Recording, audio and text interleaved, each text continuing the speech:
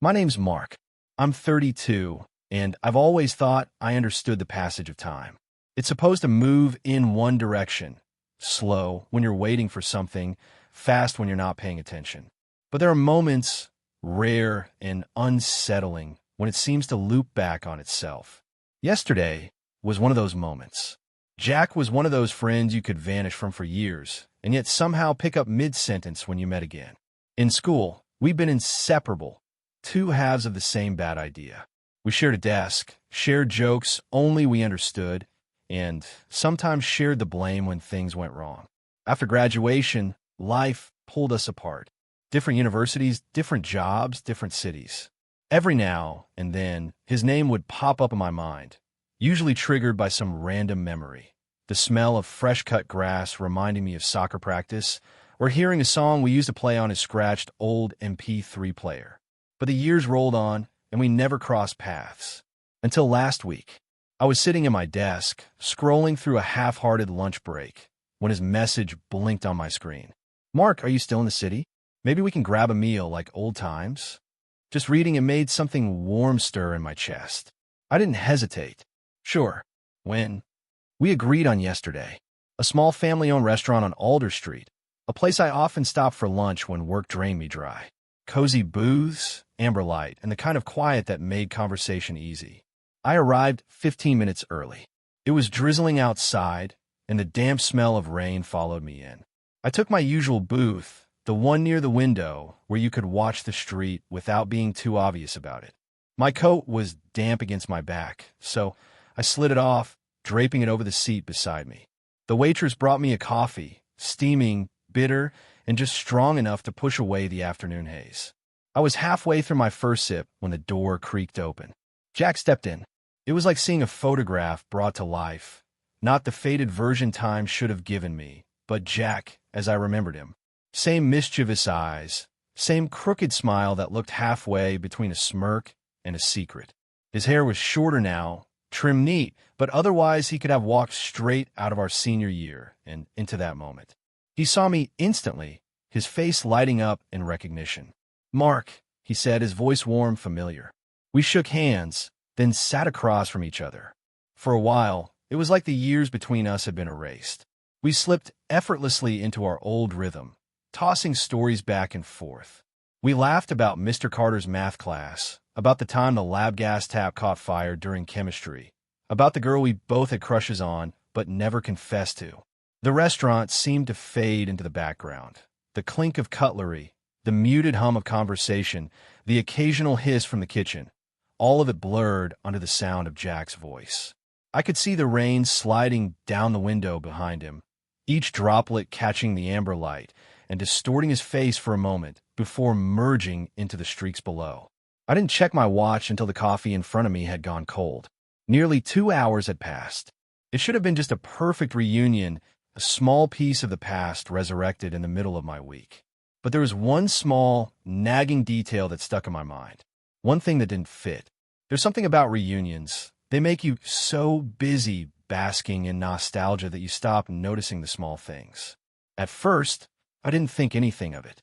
I was too caught up in the conversation, too focused on how familiar it all felt, like I'd stepped through a door straight back into my teenage years. But on the walk home, my mind replayed the evening in slow motion, and that's when I caught it. Jack never ordered anything. Not a drink. Not even water. When the waitress had come by at the start, I'd asked for a coffee. She'd looked at Jack expectantly, her pen hovering over the pad, and he'd just waved her off with a small smile. "Nah, I already ate before I came. Just here for the company." At the time, it sounded harmless enough. In hindsight, it felt strange. Jack had always been someone who ate like it was a sport. School lunches, snacks between classes, post-football kebabs. I couldn't remember a time we'd hung out without food being involved somehow. It wasn't just the lack of an order. There'd been moments in our conversation when I thought I'd heard him swallow, like he was about to speak, but his lips never parted. His gaze would drift toward my cup of coffee, not in longing, but as if he was looking past it. Through it, I shrugged it off, telling myself I was overthinking. When the evening wound down, Jack checked his phone, an old-looking model, I noticed, and said he should get going. We stood, exchanged a quick hug, and promised we'd meet again soon. Then he slipped out into the drizzle, his figure disappearing into the blur of headlights and wet pavement. I was halfway home when I realized I'd left my coat in the restaurant. I must have forgotten it when I went to the restroom. No big deal, I thought. I'd grab it the next day. That night, just as I was getting ready to sleep, my phone buzzed. It was a message from the restaurant's administrator, a polite, professional text. "Hello, Mark. We found your coat. You can pick it up tomorrow. Also, we recorded your dinner on camera. Thought you might want the footage as a memory." I actually laughed aloud when I read it. The idea that they'd offer me a copy of my own dinner was absurd. Maybe it was some quirky new marketing thing? Or maybe the staff had been amused watching us and wanted to share the fun. Still, I replied, "Sure. See you tomorrow." The message should have been nothing more than a harmless curiosity. But as I lay in bed, something about it stuck with me. Not because they had video of me with Jack, but because they called it your dinner. Singular. The next day was gray and cold, the kind of weather that made the city look like it had been drained of all color. I headed to the restaurant after work, cutting down side streets, slick with rain. The warm, familiar smell of coffee and frying onions hit me as soon as I stepped inside. The same waitress from yesterday spotted me. "Oh, hi, Mark. Want to see? I'll grab your coat." She disappeared into the back room and returned a moment later, holding my damp navy jacket and a small black USB flash drive. "Manager said to give you this too," she said with a smile. "The video." I thanked her, slipped the flash drive into my pocket, and walked home with the weight of it pressing against my thigh like something more solid than plastic. It was late evening when I finally sat down at my desk. The apartment was quiet except for the low hum of the fridge. I made tea, the steam curling up in soft spirals, then slid the USB into my laptop's port.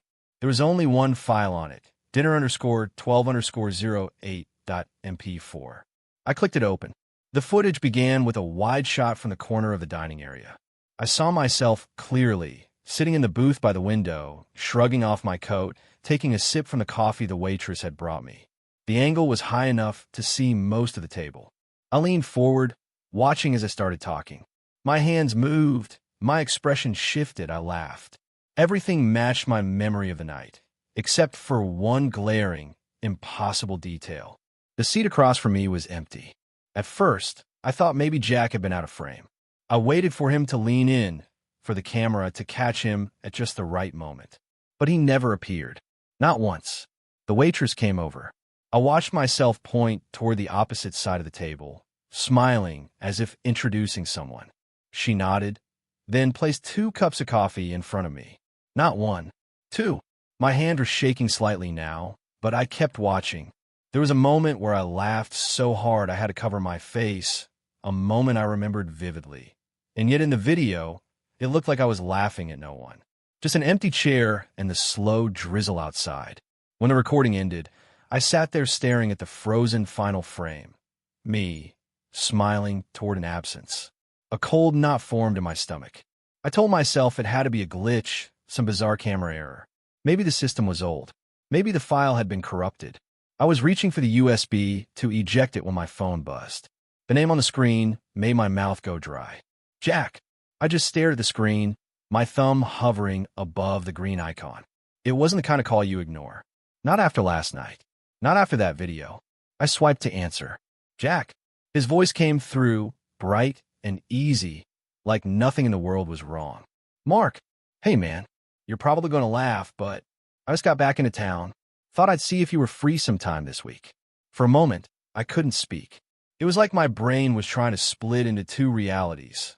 One where I'd spent 2 hours with Jack in a warm, rain-smeared restaurant, and one where that never happened. I forced the words out. Wait, you were in the restaurant yesterday, right? We met.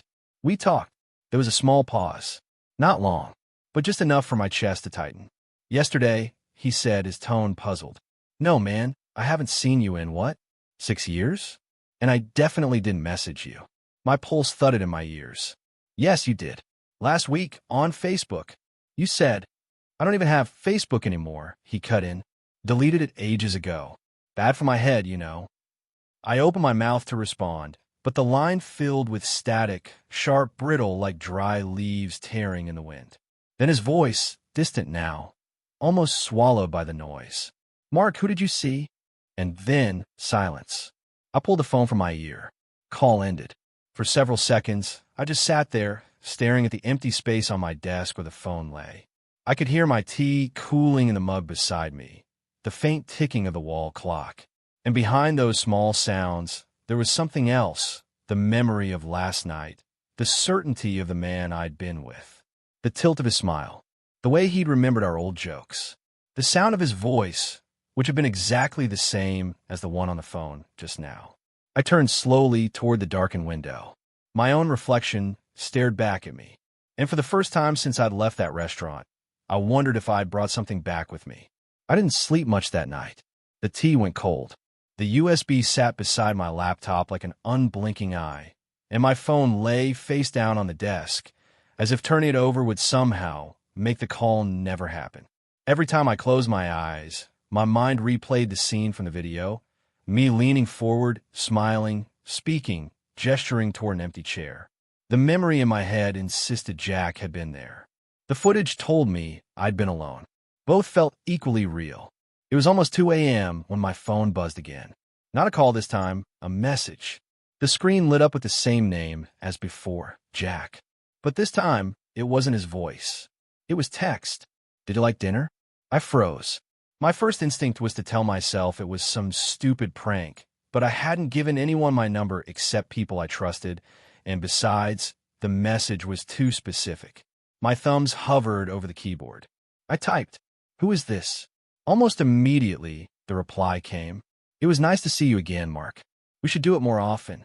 A bead of cold sweat slid down my temple. I typed faster. "Where are you right now?" Another instant reply. "Closer than you think." I stood from my desk, suddenly aware of every shadow in my apartment. The thin crack between the curtains seemed darker than before, like it wasn't just night on the other side, but something waiting. I locked my phone, tossed it onto the couch, and tried to steady my breathing. This had to be some elaborate joke.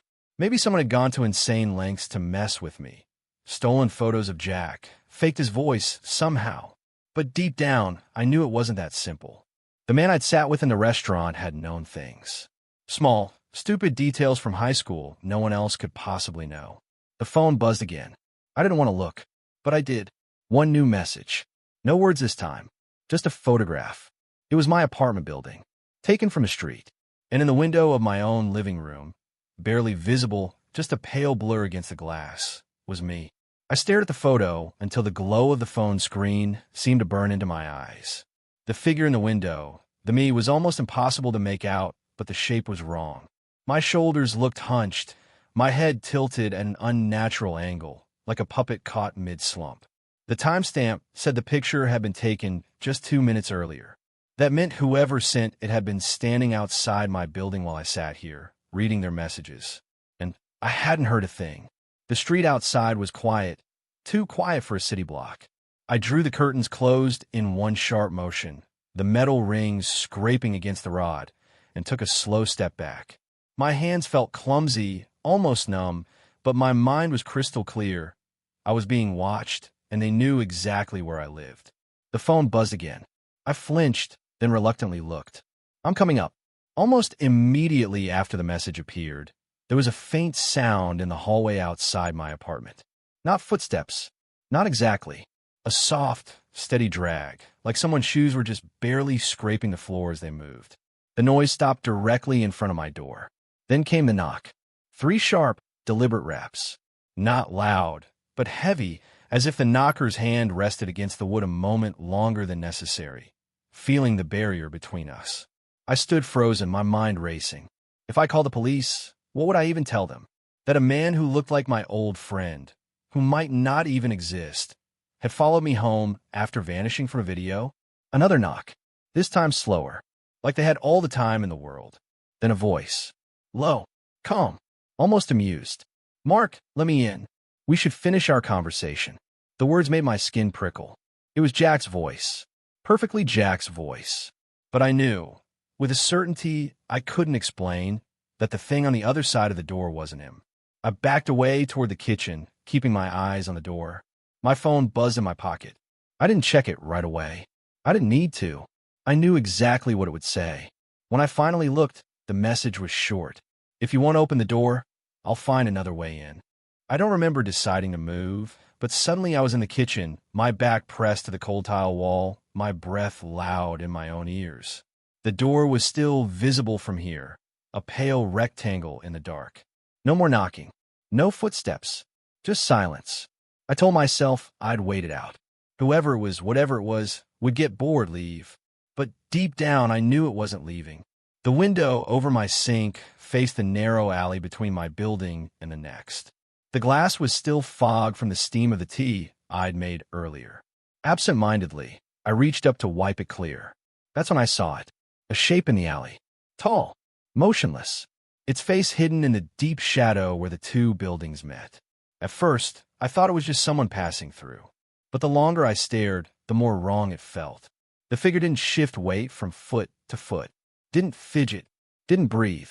Then, as if it had been waiting for me to notice, it stepped forward into the faint spill of light from a street lamp. It was Jack. Or rather, it wore Jack's face. The smile was too wide, the skin too smooth, the eyes reflecting light in a way real eyes shouldn't. He tilted his head exactly the way the figure in that photograph had. My phone buzzed in my pocket. I didn't look away from the window. My hand fumbled it out, and the message was already there. Told you I'd find another way.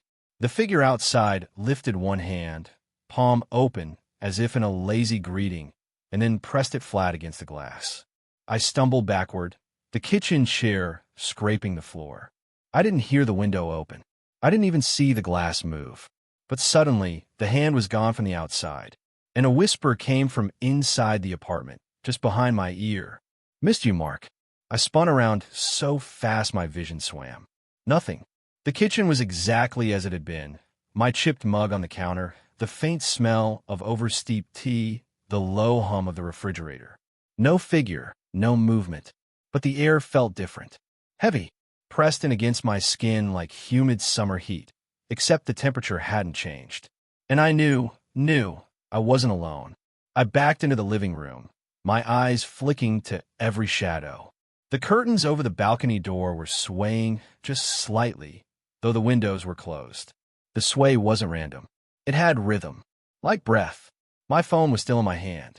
I swiped through the contacts, half blind from adrenaline, until I found Jack's name. Not the messages. The real Jack's number. The one that had called me yesterday. It rang twice before he picked up. Mark. His voice was groggy, like I'd woken him. I think someone's in my apartment, I whispered. My eyes were locked on the curtains, still moving in that slow, steady way. It looks like you. It talks like you. But it's not you. There was silence on the line for a beat too long. Then Jack said, Mark, it's not supposed to talk. Something shifted behind the curtains. A tall, thin silhouette, perfectly still except for the tilt of its head. I stepped backward until my calf hit the coffee table. The thing stepped forward in answer, the fabric sliding over its form until it pushed through into the room. It wasn't wearing clothes. It wasn't naked either. Its body was just unfinished, like clay that hadn't been smoothed yet. But the head was Jack's. The mouth moved. The voice was his. You've been so lonely. I dropped the phone. It clattered to the floor, Jack's voice on the other end, muffled but urgent. Don't answer it. Whatever it says, don't. The thing's eyes flicked down toward the phone, then back to me. The smile stretched wider than it had any right to. I can be him. I can be better than him. The lights flickered. Just once. But when they came back, the thing was closer. Close enough for me to see that the skin of its face was seamless, too smooth, like it had been put on. And when I finally moved, bolting toward the bedroom door, it didn't run after me. It just said softly, You'll let me in eventually. I slammed the bedroom door shut and locked it, even though I knew a flimsy latch wouldn't stop, whatever that was. Still, the small barrier gave me just enough of a psychological edge to think.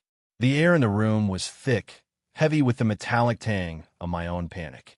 I could hear nothing from the other side of the door. No footsteps, no breathing, which was somehow worse than noise. I grabbed my phone from my pocket, my hands trembling so badly it almost slipped from my grip. The call with Jack had disconnected. I redialed immediately. He picked up on the first ring. Mark? Are you still there? Yes, I whispered. It's still in here. I don't think it's human. I told you not to talk to it, he said quickly. It's not just copying me, it's using me. The more you interact with it, the more it learns how to fit, like a mask stretching over a frame. Why you? Why not anyone else? There was a pause. Do you remember senior year? Jack's voice was tight now. The night after the homecoming game, when we cut through the woods by Hollow Creek, I closed my eyes, the memory coming back in fragments, wet leaves underfoot, the beam of Jack's flashlight, that sound in the trees.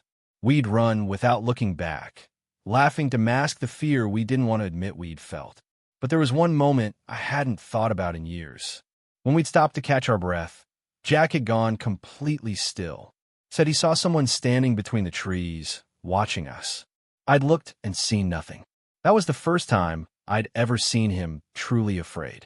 It followed me, Jack said quietly. I think it's been waiting for the right time to come back. And now it's using my face so you'll let it in. Because you trust me. My stomach nodded. It made a twisted kind of sense. The thing wasn't just mimicking Jack to scare me. It was weaponizing memory. Using every good thing I associated with him like bait on a hook. The doorknob rattled. Slowly. Testing. My pulse slammed in my ears. Jack's voice over the phone was urgent now. Mark, whatever you do, don't. The phone cut to static again. From the other side of the door came a whisper, perfectly clear, perfectly calm. Let's finish catching up. The door shook beneath my hands. Cold sweat soaked my shirt. I knew whatever waited outside wasn't just imitating Jack anymore. It was Jack's face, or at least a twisted reflection of it, pulled from memory and warped into something else. I pressed my back against the far wall, every muscle trembling. The whispers slipped through the wood like smoke. Mark, it's me. You remember me, don't you? We were friends. We were brothers. I swallowed hard. No, I whispered. You're not him. There was a pause, then a slow, hollow laugh. Am I not? Or just not the him you want to see? The doorknob began to turn. Slowly, I lunged for the heavy lamp on the bedside table and swung it hard into the door. Crack! A splinter of wood broke away. The thing outside didn't flinch. Don't make this harder than it has to be, it said softly. You invited me back when you opened that door in the restaurant, when you smiled and laughed with me. I'm just here to finish the conversation we started. Suddenly, the lights flickered and went out completely. Darkness swallowed the room, thick and suffocating. The whispering came closer, pressing in on all sides. I could feel breath on my neck. A hand, impossibly cold, brushed my hair. Mark, it breathed, let me stay. I didn't answer, because I knew, no matter what I said or did, it was already inside, already part of me.